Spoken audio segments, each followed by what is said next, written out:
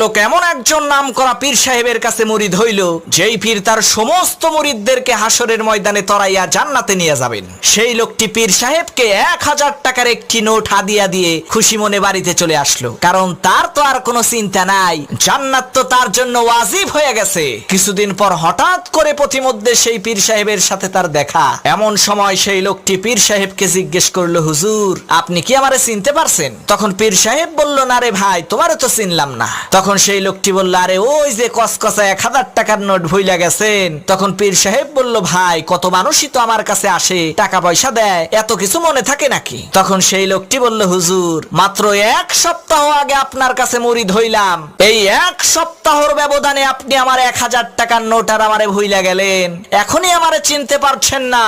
তাহলে সেই কাল হাসরের ময়দানে লক্ষ কোটি মানুষের ভিড়ে আপনি আমাকে কেমন করে চিনবেন? না চিনলে জান্নাতে নিয়ে যাবেন